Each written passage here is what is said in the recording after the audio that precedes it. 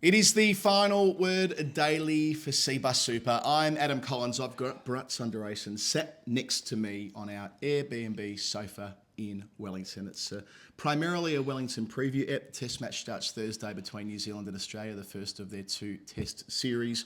It's been a wet day, so training's mostly been indoors. However, in saying that, the sun is now coming through the window, broken through to where we're recording in our, well, I think this was a commune at one stage or another here on Cuba Mall, kind of getting into the Cuban spirit, something like that. A working man's hostel is what it says on the board outside. And hey, speaking of us being on Cuba Street, we were welcomed yesterday by a Cuban dance show. It was an impromptu group who kept breaking into dance, swapping partners. I'm allowed to say that on the show, ain't I? But they seemed to know what they were doing. It was a great welcome to our Airbnb. And I don't know whether I told you this. I just tweeted about it.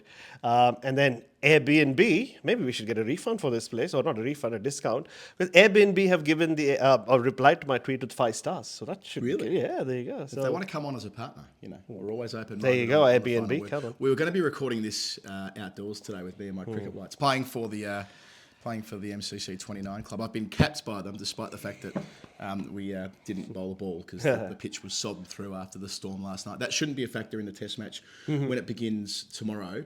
Let's go first to selection. Same old Australia. Boring Australia. It's always the same 11. Maybe not strictly speaking after the reconfigured batting lineup. We'll talk about them in a moment. The news, though, is New Zealand. Devon Conway won't make it. That bruised thumb, sounds like it might be worse than a bruised thumb, is going to keep him out of the first Test match. And he's a match winner in 3 formats. That feels huge.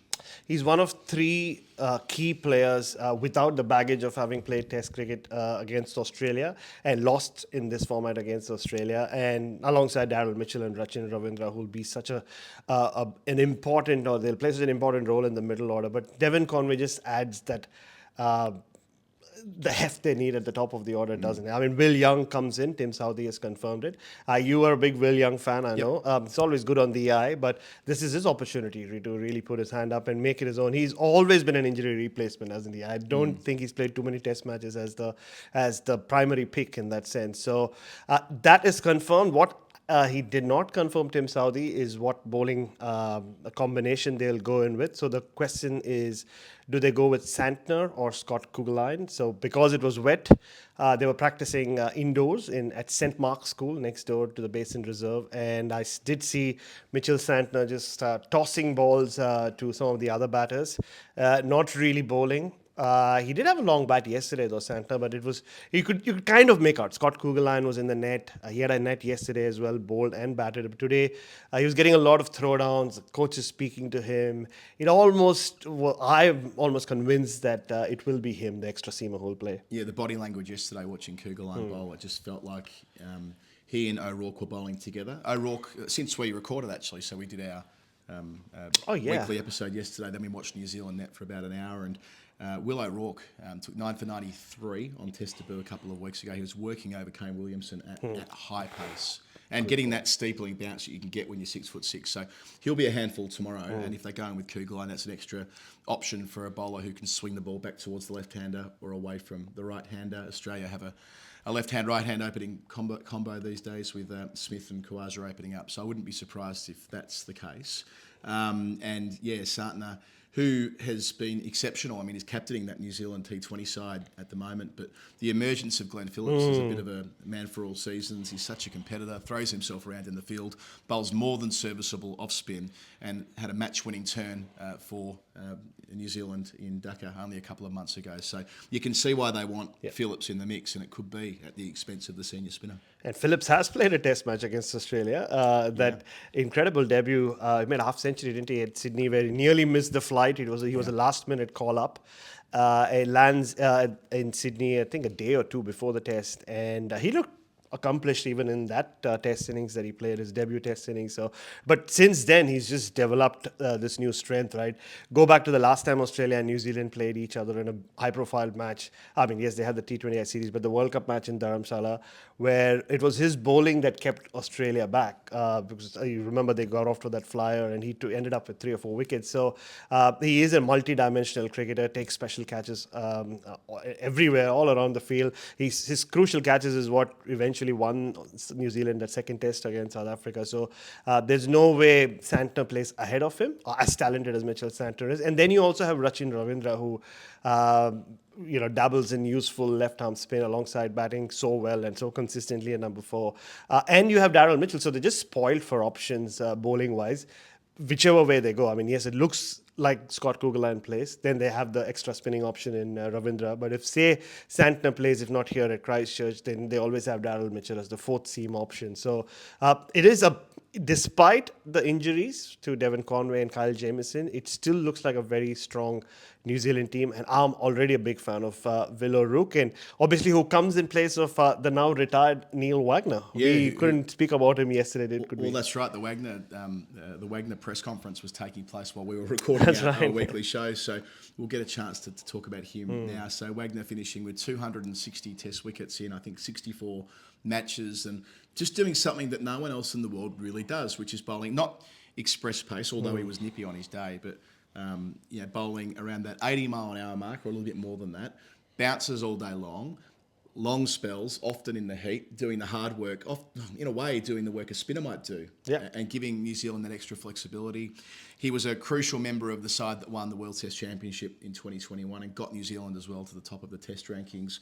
His story is an interesting one, having came over from South Africa to play domestic cricket, got his chance for New Zealand for the first time in 2012, an accomplished career, and he just finished off that attack. Southee and Bolt, who have always swung the ball around and always been so threatening. But Wagner was, along with Kyle Jamieson, they provided a point of difference in being genuinely threatening bowlers, and reached number 2 on the ICC rankings as a bowler, Wagner, as well. So he was in tears in his press conference yesterday. He actually bowled at training after formally hanging up the boots, even though he's going to be released from the squad after this test match, and he won't be named tomorrow. But I suppose if 2 bowlers stepped on a cricket ball, he could be called upon at the last minute. A bit like when MS Dhoni retired from Test cricket. And he hung it on, didn't he? Formerly there for the final match. But so congratulations, Neil Wagner. He's been a final word favourite from the get-go. And that way that he was able to kind of change Steve Smith's career trajectory as well in some respects, what he did there in 1920, just before the pandemic. I'm not saying it was only Wagner, but it was the success that he enjoyed against Smith, which without a doubt informed the plans that other bowlers have implemented to Smith, which has been, at least in part, able to suppress his scoring in the last 4 years. And like all great performers, especially if you are someone who creates a niche for yourself like Neil Wagner did, how many bowlers around the world have tried to do what he did so successfully? Go short consistently, manage to keep the bouncer as high as you want it to be without it being really quick, and they couldn't sustain it. Only he could. And it wasn't just his bowling, right? The energy he would bring onto the field, even when he was in his mid-30s. I remember the Boxing Day test in 2019. He would run from, and this is the MCG we are talking about, run from fine leg to the top of his bowling mark. And when he was in bowling, Adam, he was at fine leg, I remember. And the rope is quite a fair way in from the stands. In between deliveries, he would run towards the stands, sign autographs, click or get selfies clicked, run back to the top or just inside the rope, run back, and then once again run back to the top of the mark and bowl. I mean, he's a sensational athlete. One of my funnest interviews I ever did was with him, 4 years ago here. And also he had, for someone who made a living out of bowling bouncers in test matches, he bowled a few bouncers yesterday, but when he was at his peak, he only bowled 1 bouncer in a net session. Every net session, he would only bowl 1 bouncer. That's all he needed. He kept all his bouncers for Steve Smith and the like. So a special career, unique career, a unique story as well. And he shall be missed, again, not just for the bowling, but I call him the ultimate warrior of world cricket, New Zealand cricket. And I think that's the kind of energy he brought, didn't he? The ultimate warrior kind of energy. And that 42-degree day at Perth when he was bowling a 14-over spell, when he was doing push-ups at the end of each over to show the crowd that nothing could take his focus away. So, yes, again, well played to Neil Wagner. Won't be there this week. Australia, most of the questions around them are about their recalibrated batting lineup, the top 4, Steve Smith at the top of the list. You spoke to Pat Cummins for our SEN coverage today, and he did acknowledge that they were pretty tired at the end of the summer, and this, in a way, is the end of the run of a very, very long, protracted season with brief gaps in between, but you're going back to the last home summer, then 4 tests in India, then the World Test Championship for a lot of them, the IPL as well. 5 Ashes tests away from home, straight back into the home summer via a one-day World Cup in India. Again, most of the test squad were part of the one-day squad there too. 2 test matches here, having enjoyed about a month off or thereabouts, but a lot of the guys in their break have been playing either in the Big Bash or in the short form cricket in New Zealand and against the West Indies before that as well. So once they're through this bit, for a lot of them, that finally constitutes the chance to take a deep breath. But they can't take these 2 test matches for granted because the way the World Test Championship table is at the moment, and Usman Khawaja was clear yesterday, they don't study this, they don't think about it the way you might a football ladder around a final 8 because it's quite simple. They have to just keep winning, and they didn't go 5 from 5 in the home summer as planned. They went 4 from 5, which has enabled India to leapfrog them, and New Zealand the top of the table at the moment. So a good showing in the next fortnight, and they'll be able to overtake New Zealand and get back to the top. And before they face India again on their shows, India will be trying to go 3-0. They've obviously won the last 2 test series in Australia on Australian soil, so they'll want to make the most of these 2 test matches. Not saying that playing New Zealand is any easier, especially in New Zealand against this team, but they have to win if they want to be in a position to defend that crown, right? Like, to use another wrestling analogy, they don't have to lose the final to lose their crown. Right. They could not qualify for that final. So that is very possible at the moment. So, crucial games. But Pat Cummins did say that he gave himself a bit of a break after that Gabba test. He didn't play a lot of white ball games against the West Indies, spent a lot of time on the beach with his lovely wife and kid. And then, but also the T20s that he did play in New Zealand, he wasn't captain. So even watching it on the television, you could see him on the boundary. He just seemed a little more relaxed, not having to do media, not having to lead team meetings. He spoke about how that kind of gave him a slightly extended mental break as well. About the Gabba, he said they just did not play good cricket. There are times you lose and you feel like at least we played some good cricket. They just, and we were there, that's what it looked like as well. They just didn't really hit their straps at all in those extremely hot conditions. And they paid for it thanks to that performance by the West Indies and Shamar Joseph. So they've had enough time after that for them to not ruminate too much on what happened in Brisbane and start afresh, even though, like you said, it's the same playing 11.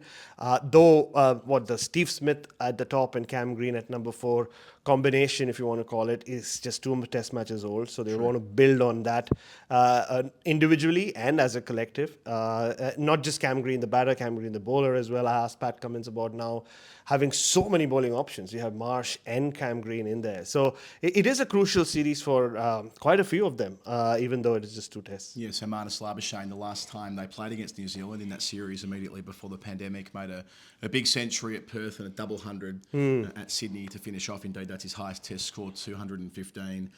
Travis Head's made 100 against New Zealand in tough circumstances at the MCG at the end of 2019. Steve Smith's made 3 centuries against New Zealand, and Usman Khawaja's first 100 away from home was here at the Basin Reserve in 2016. So good memories there. Not quite so much for Mitchell Marsh, who's historically struggled against New Zealand, although that was in a very different part of his career.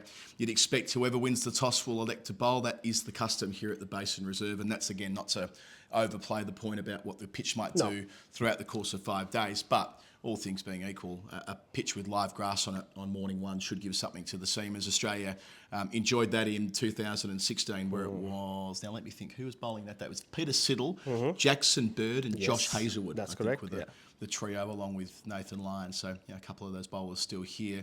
Mitchell Stark's not played a test match in New Zealand before. Pat Cummins has never played a test match in New Zealand, so an opportunity for them to enjoy this wonderful country.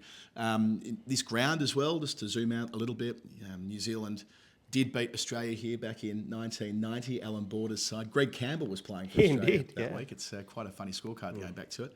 And that was just after the pretty successful run they had in 1989 and at home in 89-90. They came over here and played a losing test. New Zealand have won a series against Australia over here in early 86, after they beat Australia away in 85-86. Both of those were under the captaincy of Jeremy Coney, who I'm sure we'll hear from at the podcast at some stage. But Bharat, you've been writing about the big brother, little brother relationship between New Zealand and Australia. I know that a lot of New Zealanders sort of resent the implication in all of that. But in a piece you've been writing for The Australian today, that's been the thrust of it and trying to get to the bottom of the psychology. Oh, pretty much. And I've spoken to people who've been involved from a mental conditioning side with both cricket and also the All Blacks, who have never seemed to have had that big brother, little brother issue whenever they played the Wallabies in the Australian rugby team. And the All Blacks not only, and the one overriding thing that I kind of figured out was that the All Blacks are still considered New Zealand's team. Like, their national identity has been built around the All Blacks, whereas everybody in New Zealand wants the Black Caps to do really well. But yes, they've had their successes, the WTC 2021 win, but especially against Australia, it's that little brother, big brother thing does play a big role. And that's what, I've been working on. That's what I'm writing. And also I saw a glimpse of that, Adam, during that Prime Minister's reception where you had the New Zealand Prime Minister pretty much tell Pat Cummins while he was sat next to Tim Southee that, I used to use some of your comments from the Ashes in my meetings with my minister. So I asked Pat Cummins about that in the press conference. I said, how does it feel to know that this country is being run on the basis of what you've been saying in your team meetings? He just laughed it off. But it is quite something. The reverence around Pat Cummins from the Prime Minister of this country was quite something to see. It really did catch my eye. And it kind of tells you, it kind of informs you how Australian teams are put on a pedestal. And one thing that really did stand out from my conversation with the mental conditioning coach of the All Blacks, who's been with them for 23 years, is even the All Blacks, the almighty All Blacks, would often talk about the strong Australian men's cricket team back in the day and say, we need to yearn to be at that level where we're just dominant around the world, win everything. So there is this amazing connection between New Zealand and Australia, especially in a sporting sense, where they're always kind of looking at each other in different fashions. And I think that is, you can gauge a lot of that from the fact that New Zealand haven't beaten Australia more than once in the last so many years. And yes, they have won bilateral series against Australia. They've beaten Australia in league games in the World Cup. But every time it comes to a big game, they just are unable to get over the line, aren't they? And I think even though we're talking about multiple generations of New Zealand teams, it tells you even more that it's almost an ingrained attitude which seems to hold them back. But we'll see if this team can get over the line. Yeah, New Zealand have only won 8 test matches against Australia, the most recent of which, I guess, 13 years ago, down at Bellerive with Doug Bracewell and all the rest of it. Okay, Brett, we're going to try and do something here. If you're listening to the podcast feed, the next voices you're going to hear are going to be those of Cam Ponsonby and Vithushan Ahantaraja. They spoke to Brendan McCullum the day after the Ranchi test match, and they are washing up all that happened there ahead of the final test match at Dharamshala. And after you've heard from that duo in India, it'll be back to you and me for a bit of preemptive Hall of Fame action. It's The Final Word Daily with Adam Collins and Bharat Sundaresan, brought to you by CBUS Super, who have been with us throughout the course of the summer. And will continue to be with us through the course of this series as well. They've been doing their thing since 1984. Amazing. The year of my birth. Oh, wow. Not quite the year of your birth. Yeah, a year before. A year before you were born before me. Yeah. But 40 years doing their thing, as we said yesterday. 8.99% average returns in their default account. And that is quite the number and reflects why it is such a meaningful thing, getting your money taken care of in an industry fund like CBUS. So jump on cbussuper.com.au, get your super sorted out. Their past performance is not a reliable indicator of future performance. You should have that all looked after before you sign your citizenship. Very much so. Yeah, it's happening. It's nearly there, the citizenship. Adam, Isha's already got her confirmation. Oh, really? But she can't take the pledge before I get my confirmation, because there is a box in the form that you tick if it says you want to wait for someone to take the pledge with. So I kind of sold her threw under the bus with that one. Nice one. Yeah, so it's nearly there. It's just a matter of time, and I know I want you to be there when it does happen. I hope it works out that way. That'd be absolutely delightful. Baz, you were at training when I was watching the covers go on today. I didn't play. Have you got anything Hall of Famey for us? I have two things. Firstly, yes, I was singing Pat Cummins' praises, and he is one of in my long career as a cricket journalist, one of my most favorite people. I've been a big fan of his. I love Pat Cummins, but I found out something about him today which really broke my heart. And I think it'll break your heart as well.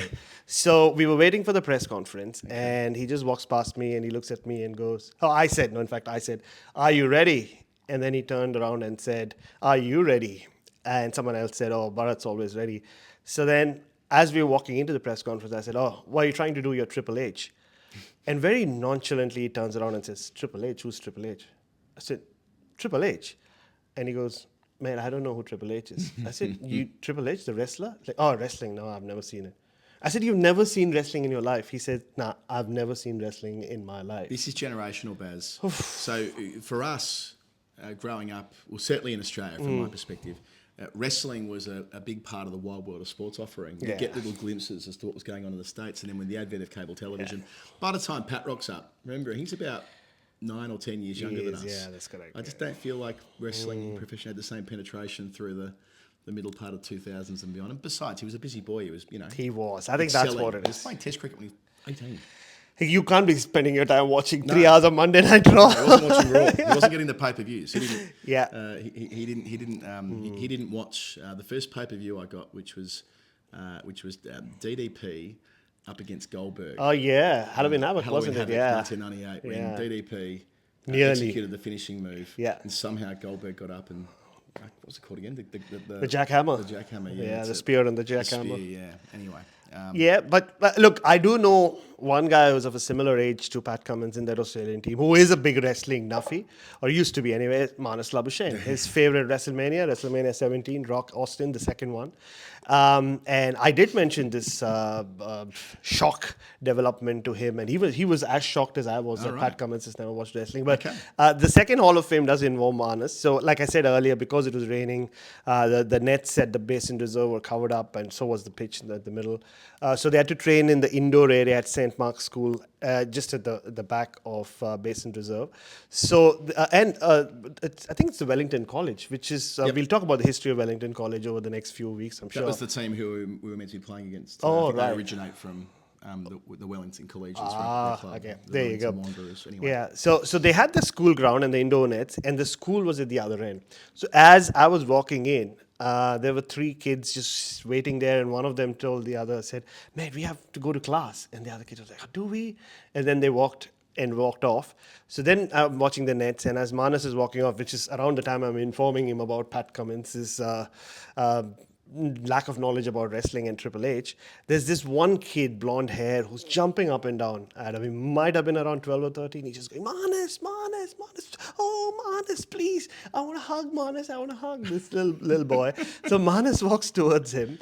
And even before he's reached him, the kid just jumps up and goes, "Nora!" Like he does a Manus. And then Manus goes, and I think he signed something. And Manus, a hug. And he hugs him. And at this point, like, it's almost like watching a TV show. I don't know whether it was a headmaster or a teacher who stood like near the entrance of the ground. And I don't remember what the kid's name was. He's like, "Mate, you need to be in class. You need to be in class," while he's hugging Manus Labuschagne. And Manus turned around and said, "Oh, did he get that on video?" And Daniel Cherney and I were there. We didn't. And he said, "You missed your chance." It would have been made for quite the video. But just the fact that this kid kind of jumped out of, or like ran away from his class to meet Manus, give him a hug or get a hug from him, while his headmaster is yelling at him. I think that he's the fan of the year for me. Love it. I don't know how Manus will feel in 10 years' time being known for no run. Yeah, no. Hey, you know what? I mean, I interviewed him day before yesterday, and I put it out on Quick Buzz. No runs back. You'd think with Manus, no run's always been there, but he'd put it away in the nets. He was just batting and focusing on his technique for the last couple of years. The first thing I noticed day before yesterday, on Monday, was he defended a ball and he went no run. And in my head, knowing Manus the way I do, I said, he's back. He needed that. And that's what he speaks about in the interview as well. It's more energy, less time. His sessions have suddenly reduced to just 30, 35 minutes, which, gives me a lot of extra time as well. But I think watch out for Manus. I'm sticking my head out, as I've done in the past as well, and I think Manus is back. Noted. Thank you, Baz. Always lovely to do this with you. We've got, speaking of back, Jeff Lemon will be back with me tomorrow at the Basin. He's doing the overnight flight, I think, from memory. So we're He going gets to a bunk bed. He's on the bunk bed above me in the, what are we calling this again? The working men's hostel. Yeah. I liked it better when I was calling it a commune. Either way, it is like it's interesting. Yeah. Airbnb. Our daily shows will be brought to you every single day by CBUS Super. Dancing to electro pop like a robot since 1984. Not quite making superannuation since 1984. Thank you for listening. Thank you to Vish and to Cam for allowing me to splice that in. You'll hear from them in a couple of days at Durham Shala. I think that's it. We will talk to you at Stumps tomorrow. Bye bye.